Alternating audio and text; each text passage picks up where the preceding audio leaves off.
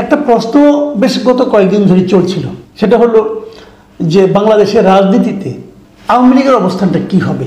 আমি যদি আরো সংক্ষেপে বলি, আগামী নির্বাচনে কি আওয়ামী লীগ প্রতিদ্বন্দ্বিতা করতে পারবে, এই প্রশ্নটা কিন্তু উঠেছিল। প্রথমত দাবি ছিল যে আওয়ামী লীগকে নিষিদ্ধ করতে হবে। এতদিন ধরে আওয়ামী লীগের সবচেয়ে বড় প্রতিদ্বন্দ্বী হিসেবে যে দলকে বিবেচনা করা হতো সে বিএনপি কিন্তু আওয়ামী লীগকে নিষিদ্ধ করতে বলে না, বরঞ্চ বিএনপি আওয়ামী লীগের নিষেধাজ্ঞা আওয়ামী লীগের উপর জারি করার যা দাবি, সেই দাবির বিরোধিতা করে। আবার ছাত্ররা, যে বৈষম্য বিরোধী ছাত্র আন্দোলন, তারা বলে যে আওয়ামী লীগকে নিষিদ্ধ করতে হবে। এইটা আসলে কোন দিকে সুরা হবে? যখন বিএনপির পক্ষ থেকে বলা হলো যে তারা আওয়ামী লীগের নিষিদ্ধ চায় না, তখন আবার আরেকটা দাবি উঠলো যে না, আওয়ামী লীগকে নিষিদ্ধ করা হোক বা না হোক সেটা অন্য ব্যাপার, আওয়ামী লীগকে আগামী নির্বাচনে অংশ নিতে দেওয়া হবে না। আসলে কি সেটা সম্ভব? অথবা বর্তমান সরকার কি সেটা চায় কিনা বোঝা মুশকিল কেন সেটা আমি বলি। আমরা কয়েকদিন আগে দেখলাম যে এই যে আমাদের যে মানবতা বিরোধী অপরাধের জন্য যে ট্রাইব্যুনাল করা হয়েছে, সেই ট্রাইব্যুনালে কিন্তু নতুন কিছু আইন করা হয়েছে। সেই আইনগুলো হলো এরকম যে গণহত্যার যদি অপরাধের যদি কারো দলের শাস্তি হয় অথবা যদি তাকে দায়ী করা হয়, দায় যদি প্রমাণিত হয়, তাহলে সেই দলকে নিষিদ্ধ করা যাবে এমন ভাবে আইন সংশোধন করা হয়েছে। বোঝা যাচ্ছে এই সংশোধনটা করা হয়েছে আওয়ামী লীগকে নিষিদ্ধ করার জন্য। কিন্তু এদিকে আবার 18 তারিখে ভারতের খুব প্রভাবশালী একটা দৈনিক দ্য হিন্দু, তার অনলাইন সংস্করণে আমাদের ডক্টর মোহাম্মদ ইউনূসের একটা ইন্টারভিউ ছাপা হয়েছে। সেখানে ডক্টর ইউনূস যে কথাটা বলেছেন সেটা হলো যে আওয়ামী লীগের নির্বাচন করা যাবে না এরকম কোনো সিদ্ধান্ত তারা নেননি। তিনি বলেছেন এটা আসলে সিদ্ধান্ত ঘোষণা হয়ে গেছে। ওনার কথাটা শুনুন, উনি কি বলেছেন যে এটা এরই মধ্যে ঘোষণা করা হয়েছে, আমরা রাজনৈতিক দলের বিষয়ে সিদ্ধান্ত নিতে চাইনি,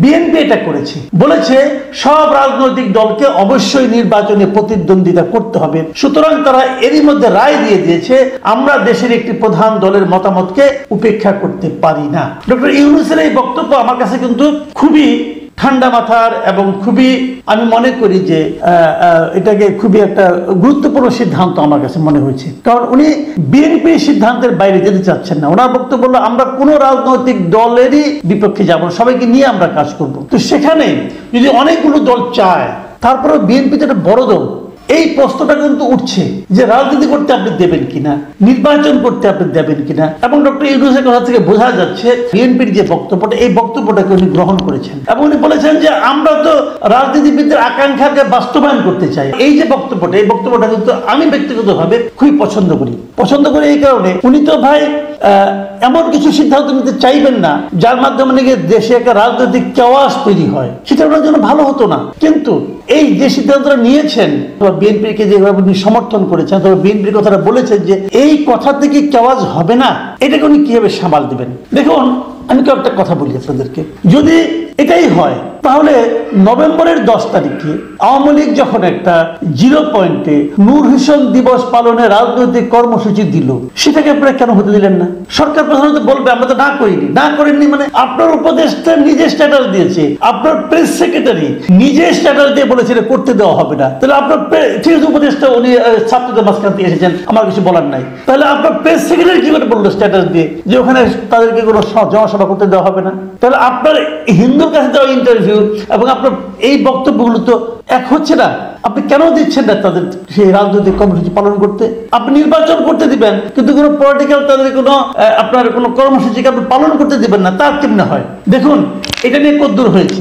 10 নভেম্বরের কর্মসূচি নিয়ে কিন্তু এই সোমবার দিন মানে গতকালকে যুক্তরাষ্ট্রের পররাষ্ট্র দপ্তরে যে আপনার যে ব্রিফিং, সেই ব্রিফিং এই প্রসঙ্গটা উঠেছে এবং সেই প্রশ্নে ওঠার পর ওদের যে ম্যাথু মিলার আছেন, যিনি আগে যার কথা আমরা প্রায় প্রচার করতাম, আওয়ামী লীগ সরকারের বিরুদ্ধে ওনারা কি বলতেন না বলতেন আমরা সব প্রচার করতাম কিন্তু, এবং আওয়ামী লীগ সরকার সেগুলিকে ডিফেন্ড বলতেন যে এটা আমরা মানি না, এটা ঠিক না, অমুক না তমুককে বলতেন। এবং ম্যাথু মিলারের সামনে প্রশ্ন করতে করতে এই মুশফিক ফজল আনসারী রাষ্ট্রদূত হয়ে গেছেন সিনিয়র সচিবের মর্যাদায়।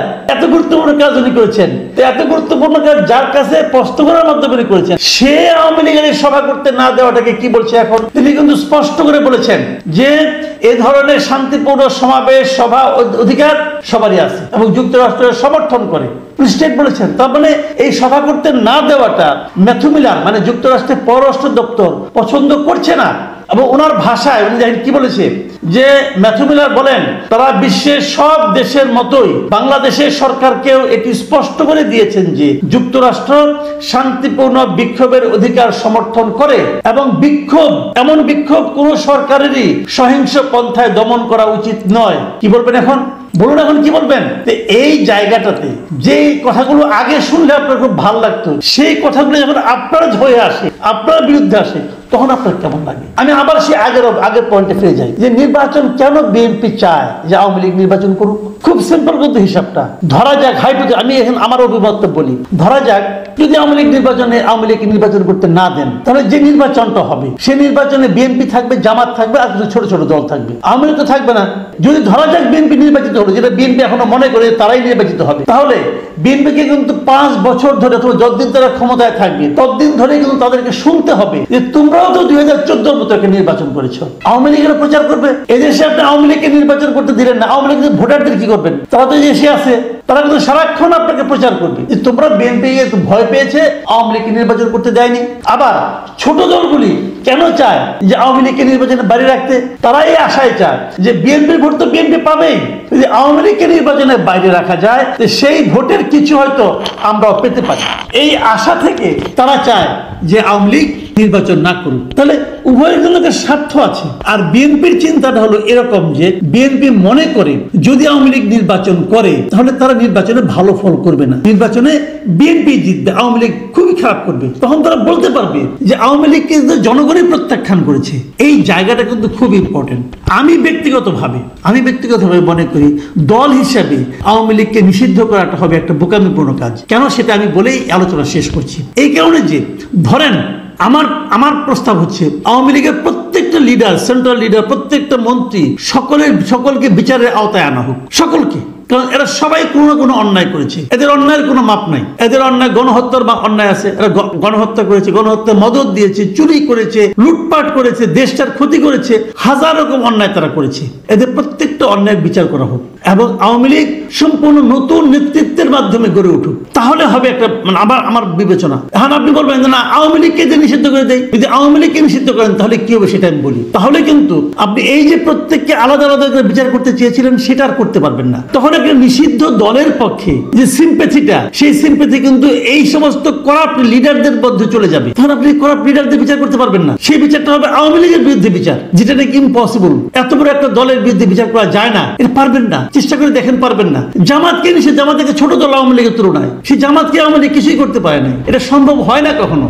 কাজেই যখন দলকে নিষিদ্ধ করার চেষ্টা করবেন তখন এই দলের করাপ্ট লিডারশিপ গুলি কিন্তু আর ধ্বংস হবে না। কাজেই যদি আপনারা প্রকৃত পক্ষে এই দেশের এই দুর্ভোগের জন্য যারা দায়ী সেই নেতৃত্বের বিচার করতে চান, তাহলে ব্যক্তি হিসেবে প্রত্যেকটা নেতৃত্বের বিচার করেন, দলকে নিষিদ্ধ করার চেষ্টা করেন না। এবং আমি মনে করি এই পয়েন্টে বিএনপি খুবই সঠিক পথে আছে। আর যারা বলছে না আওয়ামী লীগকে নিষিদ্ধ করতে হবে, আওয়ামী লীগকে নির্বাচনে অংশ নিতে দেওয়া যাবে না, যারা বলছেন তারা আসলে যে পথে হাঁটছেন সেই পথে সাময়িক আনন্দ হতে পারে আপনাদের, কিন্তু দীর্ঘ মেয়াদে এর ফল খুবই খারাপ হবে। সেই বিবেচনায় আমি মনে করি ডক্টর মোহাম্মদ ইউনূস ঠিক পথে আছেন এবং ডক্টর মোহাম্মদ ইউনূসের এই চিন্তাটাকে আমি খুবই সুচিন্তিত এবং রাষ্ট্রনায়কোচিত মতামত বলে মনে করি।